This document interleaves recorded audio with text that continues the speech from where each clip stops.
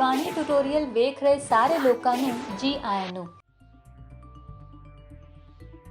ਅੱਜ मैं ਤੁਹਾਨੂੰ ਦੱਸਾਂਗੀ ਸੈਮੀ ਪਟਿਆਲਾ ਸਲਵਾਰ ਕਿਵੇਂ ਕੱਟੀ ਜਾਂਦੀ ਹੈ। ਇਹ ਮੇਰੇ ਕੋਲ 2.25 ਮੀਟਰ ਕਪੜਾ ਹੈ।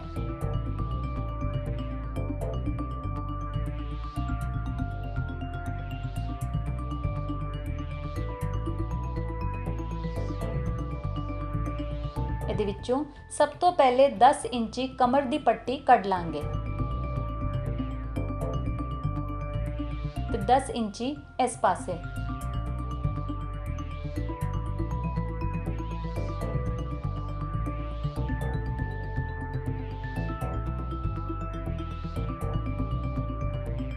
ਅਸੀਂ 23 ਇੰਚੀ ਤੇ ਕੱਟ ਲਾਵਾਂਗੇ ਕਿਉਂਕਿ ਸਾਨੂੰ 20 ਇੰਚੀ ਤਿਆਰ ਚਾਹੀਦੀ ਹੈ।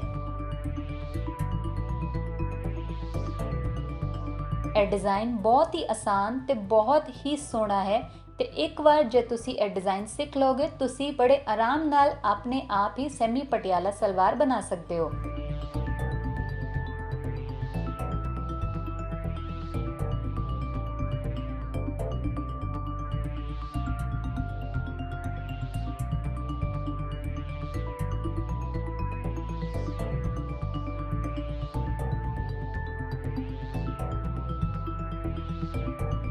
ਇਹ देखो ਅਸੀਂ कमर ਦੀ ਪੱਟੀ ਜਾਂ ਬੈਲਟ ਕੱਟ ਲਈ ਹੈ।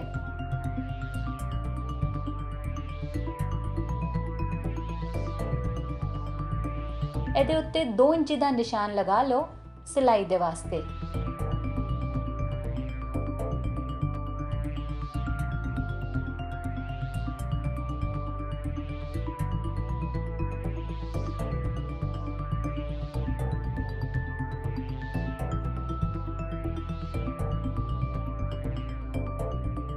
ਹੁਣ ਮੇਰੇ ਕੋਲ 2 ਮੀਟਰ ਕਪੜਾ ਬਚ ਗਿਆ ਹੈ।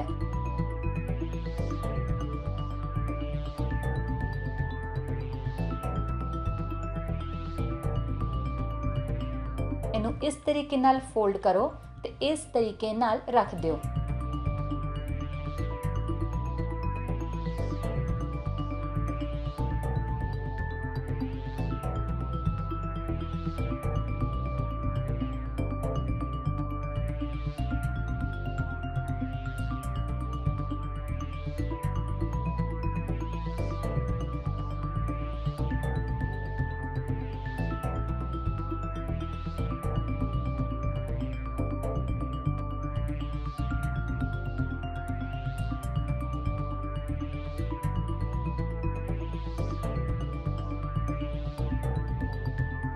सलवार दी लंबाई 35 इंच है।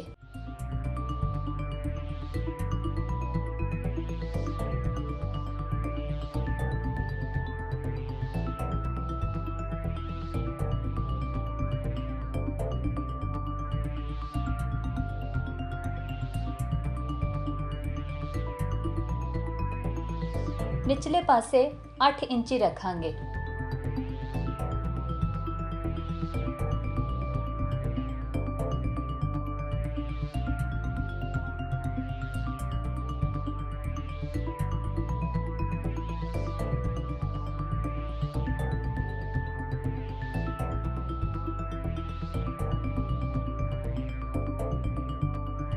कपड़े नू मैं 4 फोल्ड दिते ने।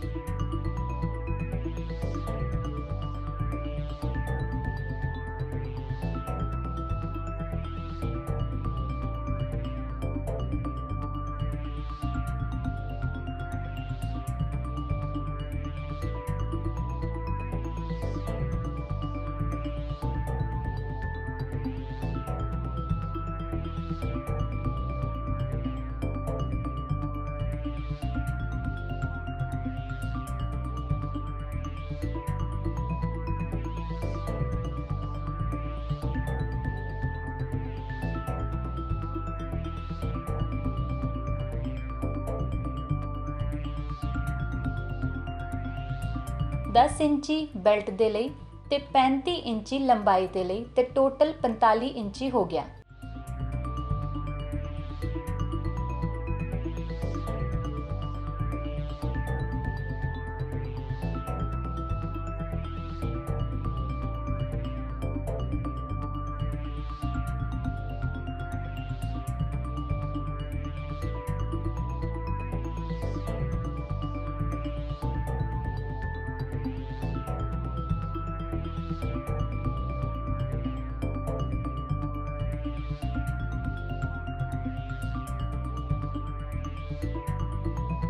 इस पासे मैं 19 इंची ते निशान लगाया है।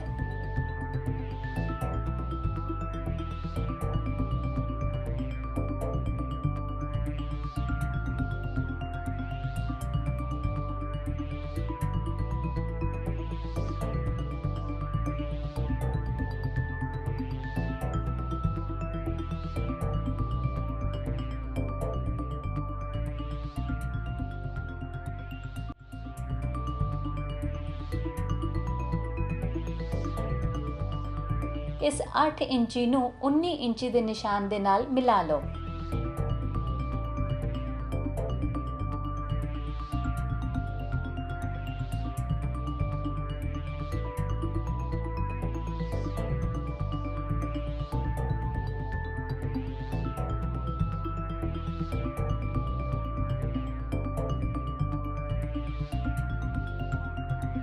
इस निशान के बाद बचे हुए कपड़े तो असी 4 कलियां बनावांगे। ये देखो, ये 8 इंची थल्ले दा निशान है ते 35 इंची लंबाई।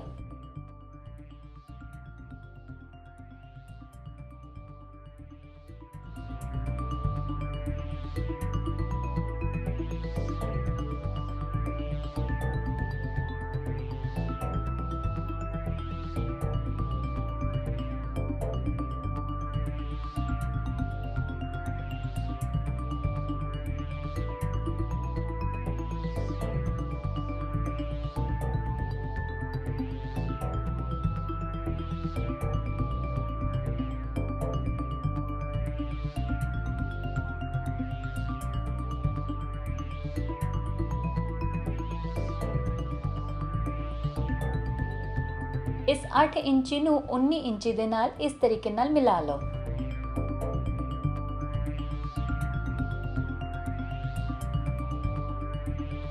इस कपड़े ਨੂੰ 4 ਤੈਵਾਂ ਵਿੱਚ ਰੱਖਿਆ ਗਿਆ ਹੈ ਤੇ ਇਸ ਦੇ ਵਿੱਚ मैं 4 ਕਲੀਆਂ ਕੱਢਾਂਗੀ।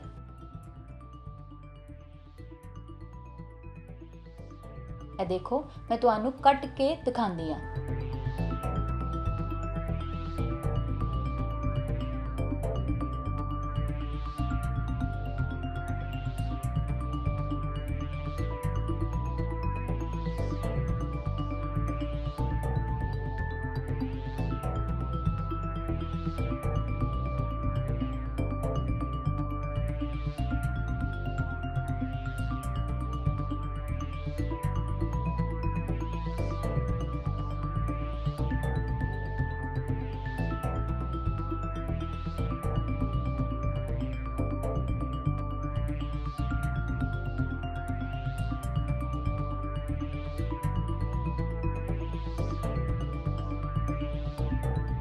थलवे दे पासे 9 इंची लिता गया है, 1 इंची सिलाई दे लई।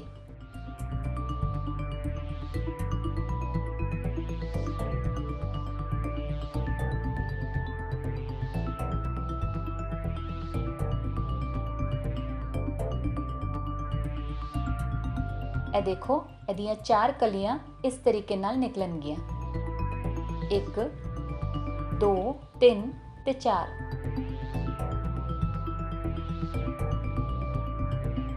ਹੁਣ कपड़े ਨੂੰ खोल लो ਤੇ दोनों पासे कलियां रख लो।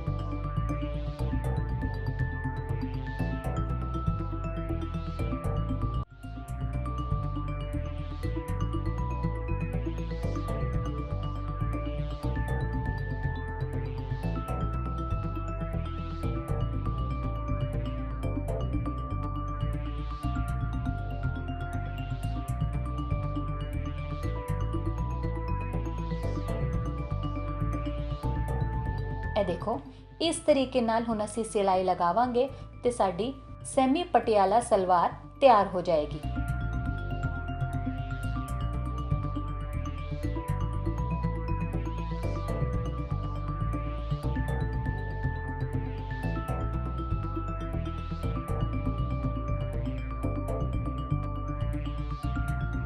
ਇਸ ਵੀਡੀਓ ਨੂੰ ਦੇਖਣ ਲਈ ਬਹੁਤ-ਬਹੁਤ ਧੰਨਵਾਦ। ਵੀਡੀਓ ਨੂੰ ਲਾਈਕ ਕਰੋ, ਸ਼ੇਅਰ ਕਰੋ ਤੇ ਸਾਡੇ ਚੈਨਲ ਨੂੰ ਸਬਸਕ੍ਰਾਈਬ ਕਰਨਾ ਬਿਲਕੁਲ ਨਾ ਭੁੱਲਣਾ।